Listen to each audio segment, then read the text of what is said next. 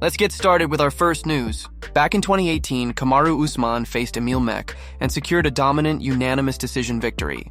But what really made headlines wasn't the fight itself. It was Usman's post-fight interview.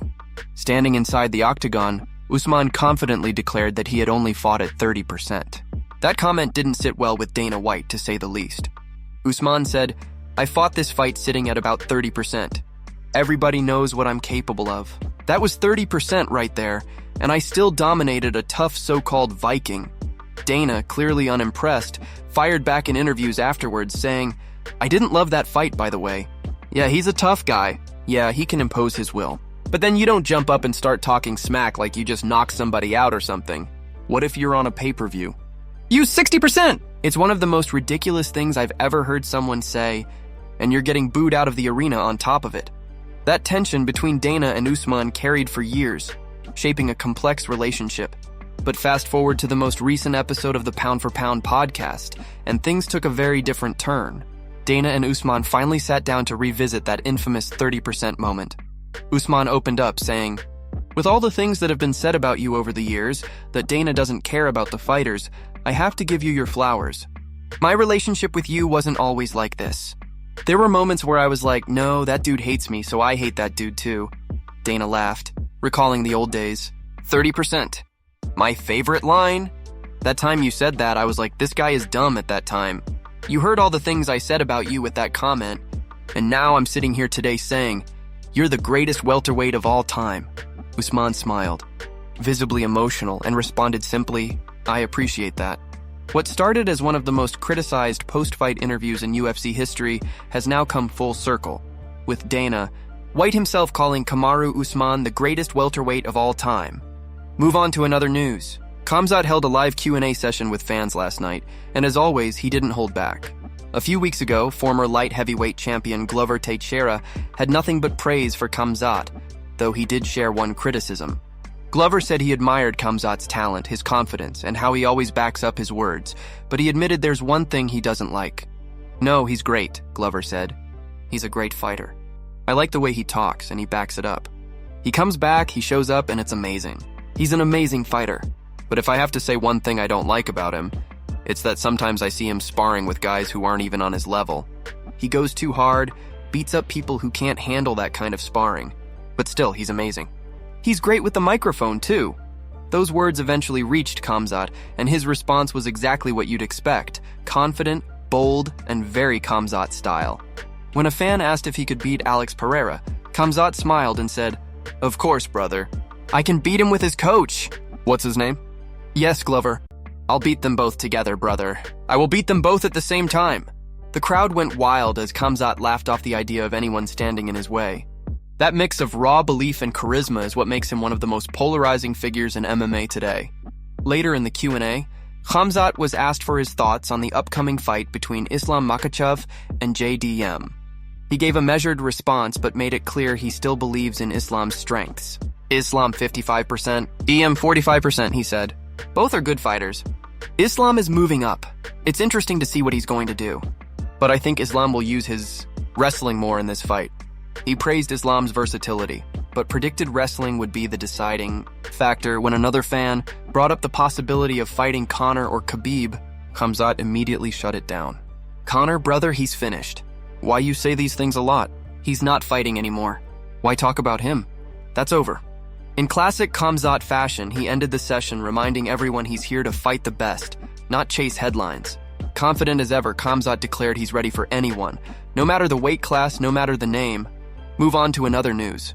At UFC Vegas 111 last night, Gabriel Bonfim delivered a dominant performance, defeating Randy Brown via TKO in the second round. However, not everyone agreed with how the fight ended. Merab was one of the first fighters to speak out, calling the finish an early stoppage.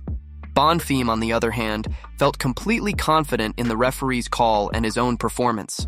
Speaking after the fight, he said, I feel great. It was the main event, a great performance, a great finish. Let's go to the next one. My striking is my game, my essence comes from striking. That's my background and I believe in our game plan. I followed my strategy and it happened. I knocked him out. He went on to explain that he had visualized this exact moment during training camp. Nothing was different for me. I prepared for this. I trained for the main event. I was visualizing it. I knew what I needed to do. I felt great inside that octagon. Bonfim made it clear that he doesn't let outside opinions affect his mindset. I don't care what he thinks, guys. I believe I'm a striker. I've proved it before with Josh Thompson, and now I've proved it again with Randy Brown. I'm here to keep getting better and bring on the next guy. He emphasized how much every fight, win or lose, plays a role in his evolution as a fighter. I believe every fight is a learning tool for me. Even the wins and the losses, especially the losses, put me on a different level. I knew I had to level up, and that's what I do. I level up every time. Every fight I get better. Every fight I evolve and grow so I can come back even stronger the next time. When asked what's next, Bonfim didn't hesitate. I believe I deserve a top 10 opponent. I've been fighting the right guys to earn it, and I think my performances show that. But we'll see what the UFC decides. I'll just keep doing what I'm doing, getting better every day, and waiting for the next big name. While Merab may have disagreed with the stoppage, one thing is clear: Gabriel Bonfim continues to rise, and he's more determined than ever to prove he belongs among the elite. Move on to another news. Dominick Cruz has opened up about the physical toll he endured leading up to his infamous title fight against Cody Garbrandt, a bout he ultimately lost via unanimous decision. For years, fans viewed that fight as the moment Cody delivered a flawless performance. But now, Cruz has revealed just how badly his body was falling apart at the time.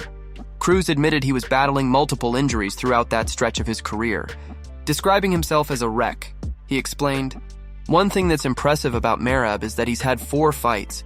He's doing his 4th title fight in a calendar year. And it's the camps that beat you up. I came off a 3.5-year layoff and then fought TJ Dillashaw. My feet and my body weren't ready for that level of training. So many kicks, so much footwork. I had just spent years fixing and rehabbing everything." He went on to describe how the problems started early. "When I fought TJ, I got tendonitis just starting in my left foot.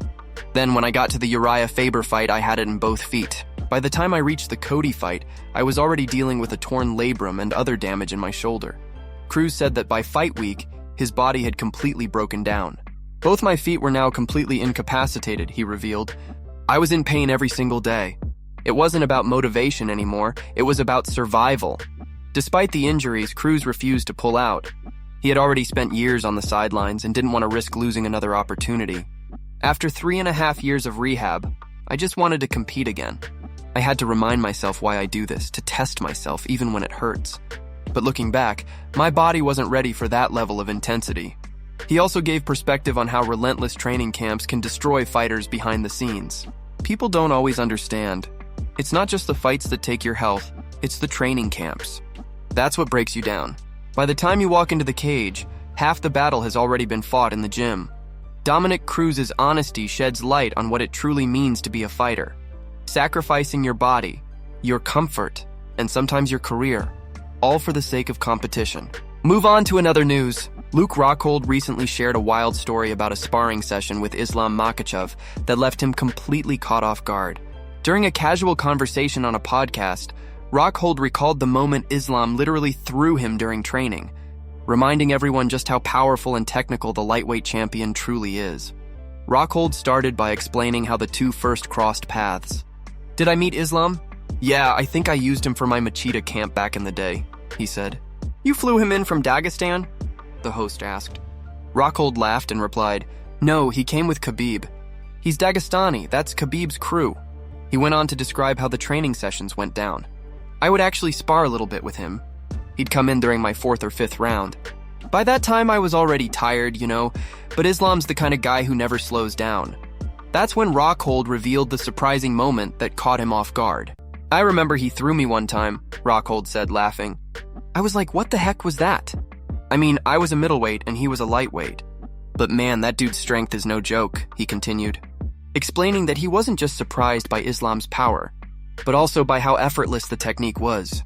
He didn't muscle it, he timed it perfectly. "I just went flying. It happened so quick that I barely realized what he did. That's when I knew this guy was on a different level." Despite being tossed, Rockhold made sure to clarify that he didn't stay down for long. "I got back up and got him back," he said confidently. "But yeah, he definitely surprised me. He's tough everywhere. His grappling, his pressure, his balance, everything about him feels locked in. You can tell he trains with killers every single day." Rockhold's respect for Islam was clear throughout the story. "He's just one of those guys who pushes you. Even in training, he makes you better. There's no easy round with him. You have to stay sharp from start to finish, or he'll make you pay. Hearing that from a former middleweight champion like Rockhold just proves what many already believe. Islam Makhachev's strength, timing, and skill are on a completely different level.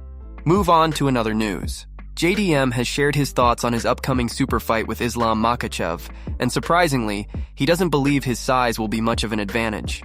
While most fans expect the welterweight champion to have a clear edge in physicality, JDM kept it humble and realistic when talking about what to expect inside the octagon. I mean, I've always looked at it this way, JDM said. I think it's actually going to be better for Islam.